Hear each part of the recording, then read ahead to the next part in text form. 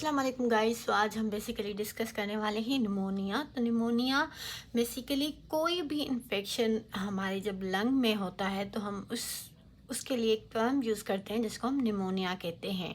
तो कोई भी इन्फेक्शन लंग का उसको हम निमोनिया कहते हैं, जिसमें हमारे जो लंग का जो पेरेंट कायमा है वो स्टेराइल रहे, यानी कि वो नॉर्मल हो। अब इसके काजेज़ क्या हो सकते हैं वो हम डिस्कस करते हैं। अब लंग में हमें कोई भी इन्फेक्शन क्यों होता है? क्योंकि many airborne microbes which are rarely inhaled into the lung. अब हमारे इन्वायरमेंट में बहुत सारे माइक्रोब्स हैं जो कि एयरबोर्न है, यानी कि एयर में होते हैं, ठीक है। तो और हम क्या करते हैं कि रेयरली उनको इनहेल करते हैं। जैसे हम ऑक्सीजन लेते हैं, इनहेलेशन करते हैं, तो उस ऑक्सीजन के साथ साथ हमारे पास माइक्रोब्स भी हमारे लंग्स में आ जाते हैं। तो एक तो ये सोर्स है कि हम जैसे ही इनहेलेशन करते हैं तो उसमें हमारे बहुत सारे माइक्रोब्स भी हमारे लंग्स में चले जाते हैं। देन दूसरा काज है कि nasopharyngeal flora are regularly aspirated during sleep.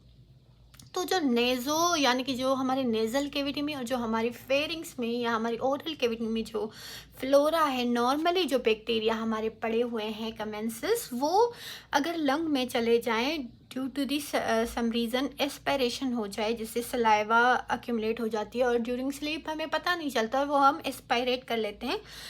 तो फिर क्या होता है कि उसमें बहुत सारी बैक्टीरिया की क्वांटिटी होती है जो कि नॉर्मली हमारे माउथ में या फिर हमारे नेज़ल कैविटी में होते हैं, लेकिन फिर वो लंग में चले जाते हैं और जाके वहाँ पर इन्फेक्शन काज करवाते हैं। देन थर्ड इसकी जो काज है वो है लंग डिजीज़ ऑफन लोअर्स दी लोकल इम्यून डिफरेंसेस। यानी कि किसी को पहले ही कोई लंग डिजीज़ है जिसकी वजह से उसकी इम्यूनिटी जो है वो लो हुई है, और अभी कोई भी और microbes due to the food, due to the inhalation, किसी भी तरीके से अगर उसके लंग्स पे रीच हो गया है तो देन उसको इजीली वहाँ पे इन्फेक्शन हो सकता है।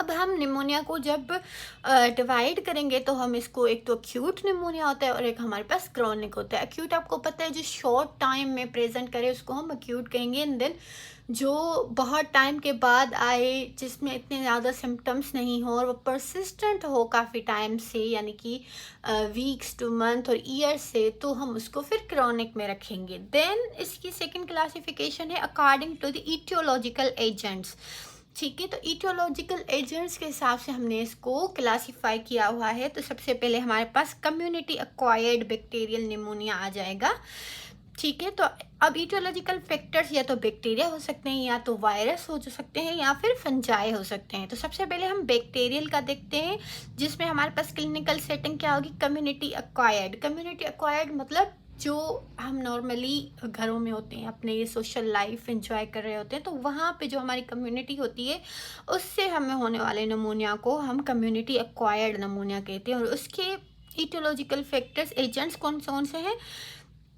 सबसे पहले हमारे पास आ जाएगा स्ट्रेप्टोकोकस निमोनी, जो कि मोस्ट इम्पोर्टेंट होता है। देन हीमोफिलस इन्फ्लुएंजा, जो कि बच्चों में करवाता है। Then Moraxella catarrhalis, Staphylococcus aureus, Legionella pneumophila, enterobacteria, Mycoplasma pneumoniae and Chlamydia pneumoniae, Coxiella burnetii. And then इसकी अलग से हमने क्लासिफिकेशन बनाई है टिपिकल और एटिपिकल में।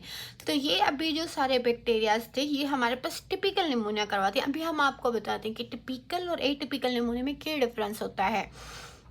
एंड देन माइकोप्लाज्मा क्लेमाइडिया और कोक्सिला ब्रुनेटी हमारे पास यूजुअली एटिपिकल निमोनिया करवाते हैं। देन हमारे पास कम्युनिटी एक्वायर्ड वायरल निमोनिया आ जाएगा। तो कौन कौन से वायरस हैं जो कि निमोनिया करवा सकते हैं? इन्फ्लुएंजा, जो कि अडल्ट्स में करवाता है। पेरा इन्फ्लुएंजा चाइल्ड्स में करवाता है। एंड एडिनो वायरस मिलिट्री के लोगों में करवाता है। देन हमारे पास नोजोकोमियल निमोनिया आ जाता है, जिसको हम हॉस्पिटल एक्वायर्ड कहते हैं। वो पेशेंट्स, वो लोग जो कि हॉस्पिटल्स में हॉस्पिटलाइज्ड हैं फॉर किसी और रीज़न की वजह से, उनको कोई डिजीज़ है या कोई उनकी सर्जरी हुई है और वहाँ पे उनको जो निमोनिया हो जाए तो हम उसको नोजोकोमियल निमोनिया कहते हैं। और उसका मोस्ट इंपॉर्टेंट ऑर्गन हमारे पास मेथिसिलिन रेजिस्टेंस स्टेफाइलोकोकस ऑरियस होता है। और देन ग्राम नेगेटिव एंटेरोबैक्टीरिया होते हैं, जिसमें क्लेब्सिलिया, श्रेशिया, ई कोलाई एंड सुडोमोनाज आ जाते हैं। देन हमारे पास है एस्पायरेशन निमोनिया। अब एस्पायरेशन निमोनिया में क्या होता है, ये ड्यू टू दी सलाइवा की एस्पायरेशन, या फिर कोई इल पर्सन है जो कि अपनी सलाइवा को स्वेलो कर जाता है, एस्पायरेट कर जाता है, या फिर नींद में कोई हेल्दी पर्सन भी कर दे, तो उसमें क्या होते हैं, हमारे पास एनएरोबिक ओरल फ्लोराई होते हैं हमारे, जो कि एनएरोबिक हो, या तो Bacteroides, Prevotella, Fusobacterium and Peptostreptococcus and mixed with aerobes. सही है, एनारोबिक और एरोब्स जो कि हमारे ओरल कैविटी में है वो हम एस्पायर कर लें। अब एरोब्स कौन से हो सकते हैं, स्ट्रेप निमोनी हो सकता है, स्टेफाइलोकोकस ऑरियस हो सकता है, और एच इन्फ्लुएंजा हो सकता है। तो इसमें से कोई भी अगर चला गया तो क्या होगा कि हमारे पास फिर ये जाकर लंग में निमोनिया काज करवा सकते हैं। अब एक्यूट निमोनिया की अगर हम बात करें तो सबसे कॉमनली ये कम्युनिटी एक्वायर्ड बैक्टीरियल निमोनिया जो है वो एक्यूट की हमें प्रेजेंटेशन देता है, और इसका मोस्ट इम्पोर्टेंट ऑर्गेनिज्म कौन सा हो सकता है, स्ट्रेप्टोकोकस निमोनी।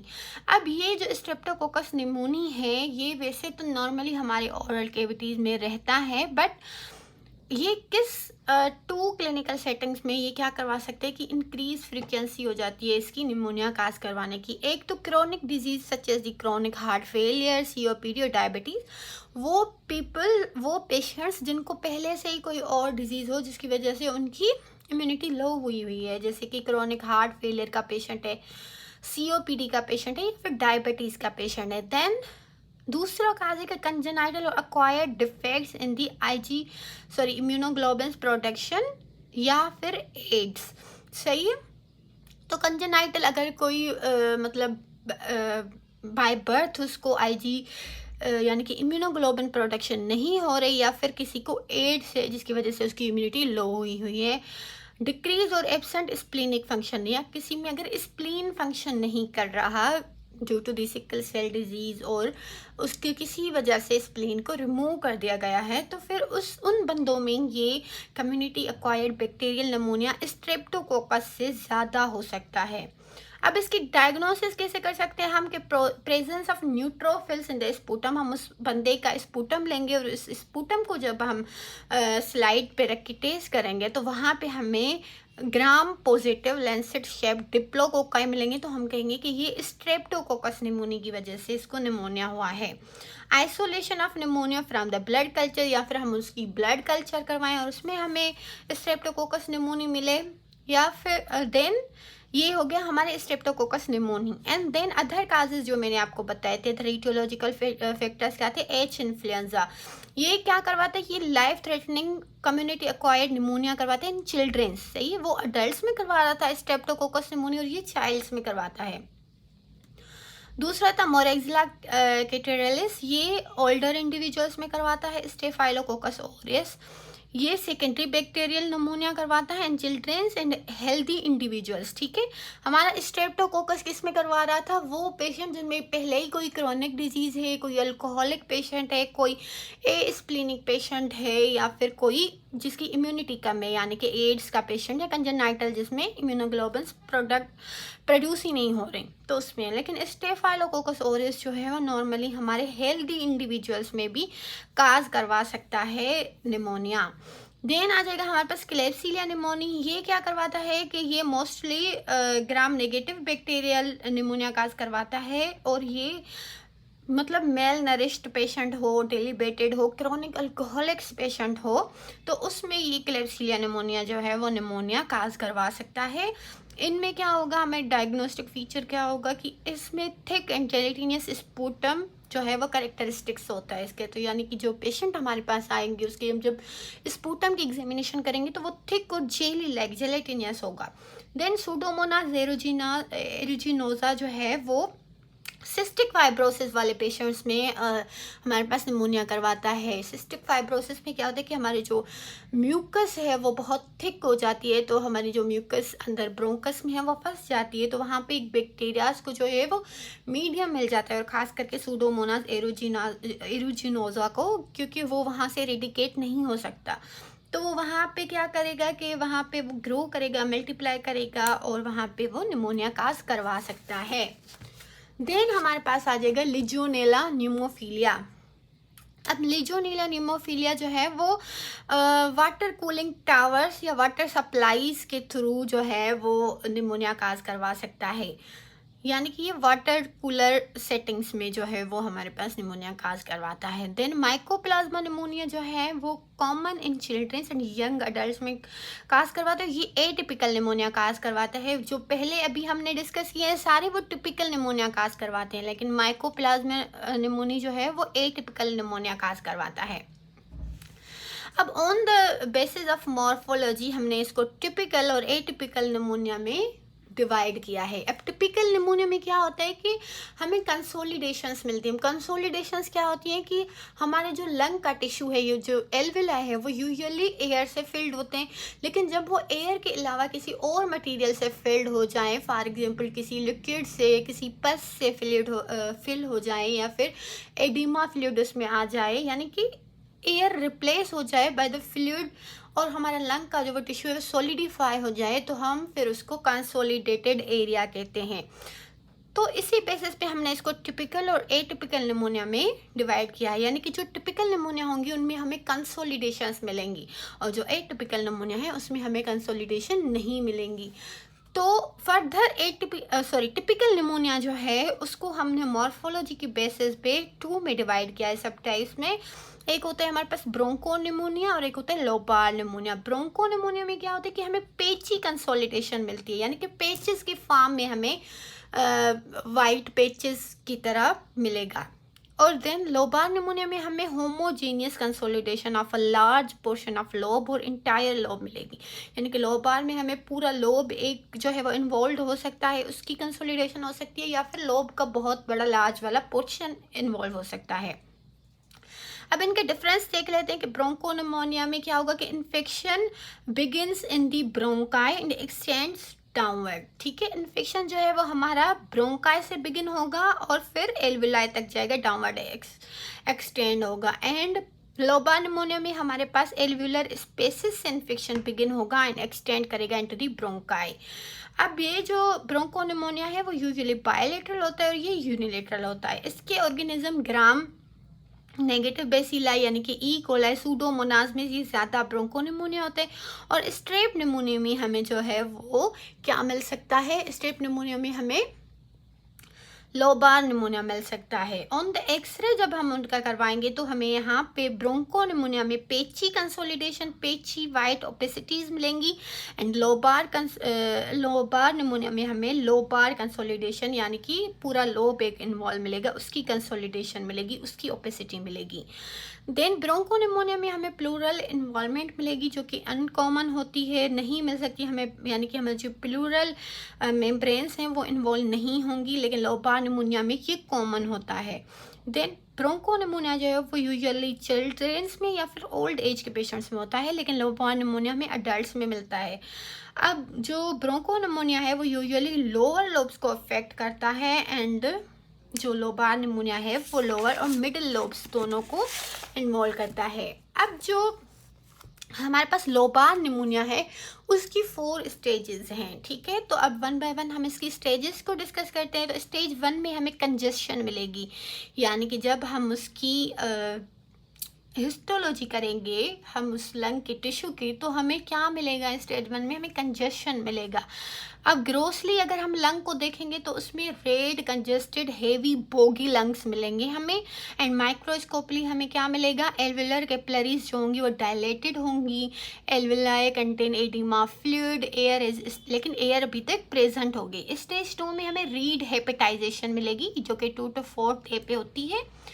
अब रीड हेपेटाइजेशन क्यों इसको हम कह रहे हैं कि क्योंकि इस वक्त जो स्टेज 2 है, इस वक्त अगर हम लंग को देखेंगे ग्रोसली तो वो हमें लिवर की तरह दिखाई देगा, जैसे लिवर होते हैं रेड ब्राउन कलर का, वैसे ही हमारे लंग्स का टिश्यू हो जाता है। तो इसीलिए हम इसको रीड हेपेटाइजेशन का नाम दिया है। ग्रोसली हमें जो affected part of the lung है वो कंसोलिडेटेड होगा और रेडिश ब्राउन मिलेगा। Histologically alveoli are airless, air ख़त्म हो जाएगी एल्विलाई से और वो फिल्ड हो जाएंगे इन्फ्लामेटरी एक्सुडेट से, जिसमें आरबीसीज भी हमें मिलेंगे। एल्विलर वाल जो है वो थिक मिलेगी हमें क्योंकि वहाँ पे एडिमा है, और कंजेस्टेड ब्लड वेजल्स मिलेंगी। देन स्टेज 3 की अगर हम बात करें तो वहाँ पे ग्रे हिपेटाइजेशन हो जाएगी। ये 4 to 8 डेज पे अगर हम इसको देखते हैं तो फिर मिलेगी ग्रोसली हमें लंग जो है वो ग्रे, ड्राई, फ्रिम मिलेगा। क्यों? क्योंकि अब जो उसके रेड सेल थे वो लाइज्ड हो चुके हैं। हिस्टोलॉजिकली हमें एल्विलर एक्सुडेट लॉस्ट होता हुआ नजर आएगा, उसमें वो फ्रेशनेस नहीं होगी। जैसा वो पहले रेड था, फ्रेश था, वो अभी उसकी फ्रेशनेस लॉस्ट हो चुकी है क्योंकि उसके आरबीसीज जो हैं वो अभी फेगोसाइट हो चुके हैं और वो ब्रोकन हो चुके हैं एंड फिब्रिन थ्रेड्स जो है वो कॉन्ट्रैक्ट हो गए टू फॉर्म क्लियर पोर्शन। ठीक है, तो वहाँ पे क्लियर सा पोर्शन बनना शुरू हो गया। स्टेज 4 में हमें रिजोल्यूशन स्टेज होती है जिसमें अब ये सारी चीज़ें रिजॉल्व होंगी। वो 8 to 9 डे पे यूजुअली हमें मिलता है। यहाँ पे लंग हमें फिर से वही सॉफ्ट ट्रांसल्यूसेंट यानी कि जेली लाइक लंग हमें मिलेगा। देन माइक्रोस्कोपली हम देखेंगे तो एल्विलाई फिर से एयर फिल्ड हो जाएंगे। एक्सुडेट जो था एल्विलाई में वो डाइजेस्ट हो जाएगा एंजाइमेटिकली। अब इसका आउटकम क्या हो सकता है कि कंप्लीट रिजोल्यूशन हो जाए या फिर वो फर्दर ख़राब हो जाए। अब फर्दर ख़राब होगा तो कॉम्प्लिकेशन क्या हो जाएगी, लंग एब्सिस फॉर्मेशन हो जाएगी या फिर एम्पाइमा हो जाएगी। एम्पाइमा में क्या होता है कि हमारी जो प्लूरल कैविटी है जो लंग को सराउंड की हुई है वहाँ पे पस फिल हो जाएगा। ऑर्गेनाइजेशन में क्या हो जाएगा कि इंट्रा एल्विलर जो एक्सुडेट है वो कन्वर्ट हो जाएगा सॉलिड फाइब्रस टिश्यू में, यानी कि या तो फिर लंग की फाइब्रोसिस हो सकती है। देन बैक्टीरिया हो सकता है, यानी कि जो बैक्टीरिया वहाँ पे हमारे निमोनिया काज करवा रहे थे लंग में वो हमारे ब्लड में चले जाए, हमें बैक्टीरिया काज करवा दे। और द मोस्ट डेंजरस कॉम्प्लिकेशन इसकी होगी मेनिंजाइटिस। अब वो जो बैक्टीरिया हमारे ब्लड में आ चुके हैं वो हमारे ब्रेन तक जा सकते हैं और हमें मेनिंजाइटिस काज करवा सकते हैं या फिर आर्थराइटिस और इन्फेक्टिव एंडोकार्डाइटिस भी ये काज करवा सकते हैं। अब इसकी क्लिनिकल फीचर्स की अगर हम बात करें लोबार निमोनिया की तो ये कैसे प्रेजेंट करेगा पेशेंट। इसको हाई ग्रेड फीवर होगा, शेकिंग चिल्स होंगी, प्रोडक्टिव कफ होगा, हिमोप्टेसिस हो सकता है यानी कि ब्लड आ सकता है हमारे स्पूटम में उसको, और प्लूराइटिक पेन हो सकता है विथ प्लूरल फ्रिक्शन रब। जब हम उसको ऑस्कल्टेट करेंगे स्टेथोस्कोप से तो हमें प्लूराइटिक रब मिलेगा। अब ये तो था टिपिकल निमोनिया एंड देन अब हम इसको एटिपिकल निमोनिया को डिस्कस करते हैं थोड़ा सा। एटिपिकल निमोनिया जो है वो यूजुअली माइकोप्लाज्मा निमोनिया काज करवाता है, जो कि अभी हमने डिस्कस भी किया था। देन क्लेमाइडिया काज करवा सकते हैं, ये सब वायरसेस हैं जो काज करवा सकते हैं। इसमें नो कंसोलिडेशन मिलेगी, यानी कि टिपिकल में हमें कंसोलिडेशन मिल रही थी, इसमें कोई कंसोलिडेशन नहीं मिलेगी। एल्व्यूलाई जो है उसमें इन्फ्लेमेटरी एक्सुडेट नहीं मिलेगा हमें। Inflammation and infection is limited to the alveolar septa and interstitium. सिर्फ सेप्टा जो एल्व्यूलाई के हैं वहाँ पे हमें थोड़ा बहुत इन्फ्लेमेशन इन्फेक्शन मिल सकती है, लेकिन एल्व्यूलाई के अंदर हमें कोई एडिमा वगैरह नहीं मिलेगा। No signs of consolidation on the chest x ray जब हम करवाएंगे या फिर क्लिनिकल एग्जामिनेशन करेंगे तो वहाँ पे हमें ऐसी कोई फाइंडिंग नहीं मिलेगी जो कंसोलिडेशन को शो करे। क्लिनिकल फीचर्स भी इसके डिफरेंट होते हैं। इसमें लो ग्रेड फीवर होता है, माइल्ड ड्राई कफ होती है, मॉडरेट ल्यूकोसाइटोसिस होता है। अब कॉम्प्लिकेशन की अगर हम इसमें बात करें तो इसमें लंग एब्सिस सम टाइम होता है, लेकिन इसमें ARDS में develop in the severe cases. ARDS क्या होता है कि एक्यूट रेस्पिरेटरी डिस्ट्रेस सिंड्रोम इसमें हो सकता है। अब इसकी डायग्नोसिस कैसे करेंगे हम निमोनिया की। फर्स्ट हम फिजिकल फाइंडिंग्स देखेंगे, देन हम डलनेस जो है वो ऑन द परकशन, अगर हम जब हम परकशन करेंगे हम चेस्ट कैविटी की तो वहाँ पे हमें डल परकशन नजर आएगी। ब्रेथ साउंड जो है वो उसमें रेल्स मिल सकते हैं, क्रैकल्स मिल सकते हैं, रोंकाए मिल सकते हैं, वीजेस मिल सकते हैं, हमें प्लूरल फ्रिक्शन रब मिल सकता है। टिपिकल निमोनिया में हमें एक्सरे हम जब देखेंगे तो कंसोलिडेशंस मिलेंगी, टिपिकल निमोनिया में, एटिपिकल में हमें वो नहीं मिलेंगी। अभी हम इसको देख लेते हैं टिपिकल और टिपिकल का डिफरेंस। सही है, टिपिकल और एटिपिकल का जब हम डिफरेंस देखते हैं तो ऑर्गेनिज्म का पहले आ जाता है कि टिपिकल में हमारे पास स्ट्रेप्टोनिमोनी, एच इन्फ्लुएंजा ओरल फ्लोरा करवा सकता है कोई, लेकिन एटिपिकल निमोनिया हमारे पास माइकोप्लाज्मा निमोनिया, क्लेमाइडिया, ये सब करवा सकते हैं। ऑनसेट की अगर बात करें तो टिपिकल निमोनिया सडन ऑनसेट होता है, अब्रप्ट होता है, लेकिन एटिपिकल में इतने क्योंकि साइन एंड सिम्टम्स नहीं होते, ये इतना खतरनाक नहीं होता, ये सब अक्यूट होता है। कफ की अगर हम बात करें तो कफ इसमें प्रोडक्टिव होती है, यानी कि स्पुटम भी आएगा और इसमें ड्राई कफ हो जाएगी, एटिपिकल निमोनिया में हमें मिलेगी। चेस्ट पेन प्लूराइटिक समटाइम्स हमें टिपिकल निमोनिया में मिलता है, लेकिन एटिपिकल निमोनिया में हमें चेस्ट पेन प्लूराइटिक पेन जो होता है वो नहीं मिलेगा। अदर सिम्टम्स टिपिकल निमोनिया के chills, rigors, sub orbital pain मिलेगा, हमें नोजिया, डायरिया मिल सकते हैं, लेकिन एटिपिकल में हमें हेडेक और माइल्जिया मिलेगा। Heart rate more than the 110 and temperature भी more than the 110 degree centigrade मिलेगा। कॉमन होता है टिपिकल निमोनिया में और अनकॉमन मिलेगा हमें एटिपिकल निमोनिया में। Consolidation sign of course typical pneumonia में मिलेंगी, एटिपिकल में हमें कंसोलिडेशन नहीं मिलेंगी। WBC काउंट टिपिकल में इंक्रीज होगा बहुत ज़्यादा, न्यूट्रोफिलिया, और एटिपिकल में हमें नॉर्मली और स्लाइटली इंक्रीज मिलेंगे। चेस्ट एक्सरे देखेंगे तो opacity restricted to the 1 lobe हमें मिलेगी और डिफ्यूज ऑफन इनफिल्ट्रेटेड, यानी कि इसमें डिफ्यूजली हमें पेची जो है वो फॉर्म में जो है वो ओपेसिटीज मिल सकती हैं, कहीं कहीं पे मिल सकती हैं, लेकिन इसमें यहाँ पे एक ही लोब में हमें मिल सकती है ओपेसिटी, वाइटिश पेचेस हमें मिल सकते हैं। वो अब फिर टिपिकल का जैसे हमने डिस्कस किया था, एक ब्रोंको निमोनिया होता है जिसमें पेची फॉर्म में हमें कंसोलिडेशन ओपेसिटीज मिलती हैं, और जो लोबार निमोनिया है उसमें पूरा एक लोब या portion of the lobe involve हमें मिल सकता है, वो पूरा वाइटिश नज़र आएगा। तो ये था आज का हमारा लेक्चर। अगर आपको पसंद आया है तो like and subscribe my channel. अल्लाह हाफिज़।